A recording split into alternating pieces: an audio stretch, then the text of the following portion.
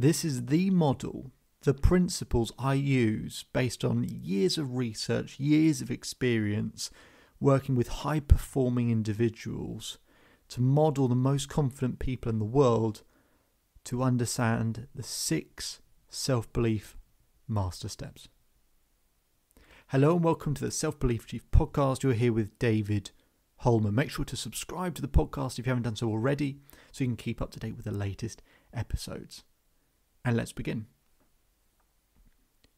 My life's obsession has been, if everybody wants to believe in themselves, why don't they? If everybody wants to believe in themselves, why don't they? And I struggled a lot with confidence growing up. I'm half Christian, half Jewish. I experienced a lot of discrimination growing up. I was an athlete. I grew up in various football academies, so I was always in a fairly high pressure environment where you had to perform and deliver. I really struggled with confidence growing up. And I remember really struggling at school, and a teacher pulled me to the side and he said, "David, you've really got to have more confidence in yourself. You've got to really believe in yourself." As he walked away, I said, "How?" He said, "What do you mean?" I said, "Well, you told me to believe in myself. How?"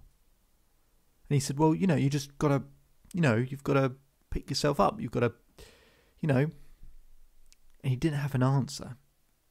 And the truth is, if anyone ever says believe in yourself to you, ask them how. They won't really have an answer. Not one that you can implement easily. So that was my life's obsession, is how do we find something that we can implement into our own lives so we can have self-belief in whatever area, whenever we need it. So after years of research, years of working with people, looking at some of the most confident people that have ever existed and try and find the common denominators between all of these things, all of these different experiences, I came up with 6 things. A very simple model. If you don't already, I'd love you to grab a pen and paper so that actually you can write this down.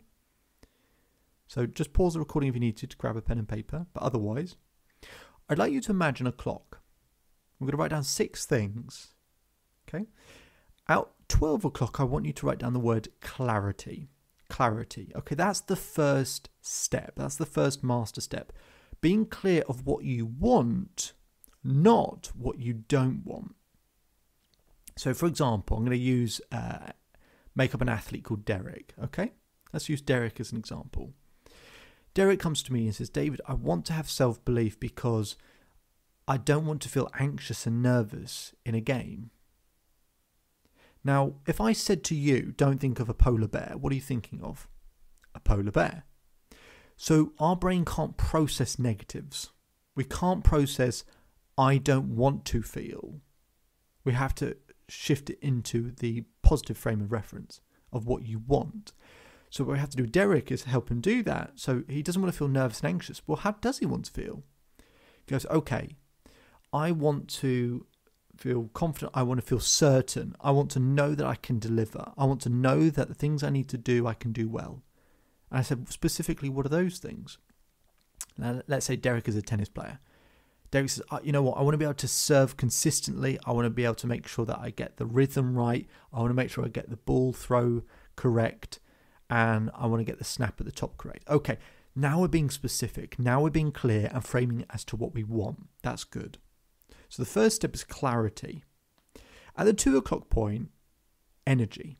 Okay, energy is the oxygen of confidence. If you don't have energy, you can't have self-belief. You just can't. So I look at people how to help them reduce the stress hormone, the cortisol in the body, and to boost testosterone, which is the key hormone for confidence. So I help them create that hormone balance. But you can just have a look at any area of your life and think about how could you increase your energy level, right? How could you improve your sleep, your diet, the music you listen to, you spend time with, the postures, the positions that you hold, all of these sorts of things. Once we get that hormone balance right, it's easier to do step 3. And that's at the 4 o'clock point, right? Step 3 is focus. And that's the ability to focus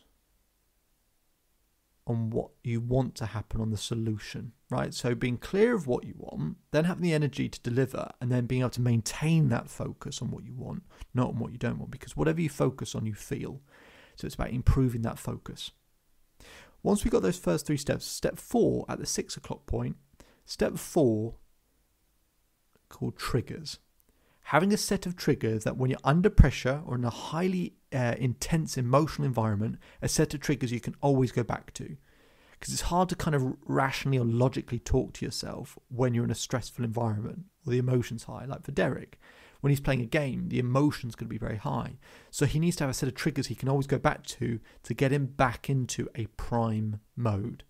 And what I will do with Derek is look at the 5 times he's performed at his best. Find those common denominators. There's 2 or 3 things he always does when he plays at his best, and pull those out as a set of triggers. Okay. Then step 5, we put that at the 8 o'clock point. Step 5 is momentum. It's hard to have self-belief when you feel like you're starting from scratch. The beautiful thing is you've had momentum developing your entire life. You just haven't recognized it. So we stack all the things we do well, all the achievements, all the progress we make, we stack on top of that when we consistently do the actions we need to do, and we keep track of it and keep tracking it and build momentum. And then step 6 is growth. If you don't feel like you're progressing, you can feel like you're dying in some way, shape or form, can't you? But we actually have to be able to experience a level of growth and development, and that's part of the process of having self-belief. Now, we've put that at the 10 o'clock point. Now, think about it. If you have growth, what does that then give you? It gives you clarity, that first step. So if you have more growth, it gives you clarity, gives you more clarity. And you keep going round in this circle over and over again. And this is what accounts for experience, the more times you've been round that circle. So in the areas that you have self-belief and you've been around that circle thousands of times, in the areas that you're struggling and you've probably barely been around once, if not, you're actually going in the reverse direction. You're starting with growth and you're not feeling you've got any growth. Then you lose momentum. Then you question your triggers. Then you struggle to focus. Then your energy drops. Then you feel less clear than ever. A lack of self-belief is either barely going around that circle at all, or even worse, going in it in reverse. So they're the 6 master steps. If you can get those details nice and specific, nice and clear, and grow in each of those areas and improve whatever you might score each of those areas out of 10, right? How clear you are, how much energy you have, how well you focus. If you can just improve each of those scores, you will unquestionably increase your level of self-belief. Unquestionably. This is what the best people in the world do to develop self-belief, is without realizing they're going through these principles, they're developing them. And that is how you build self-belief. And they are the 6 self-belief master steps. If you want more information on all of that, you can visit the Self-Belief Chief website. My name is David Holman. If you change today, today will change your life. So enjoy the rest of your day, enjoy the rest of your life, and I'll speak to you again soon.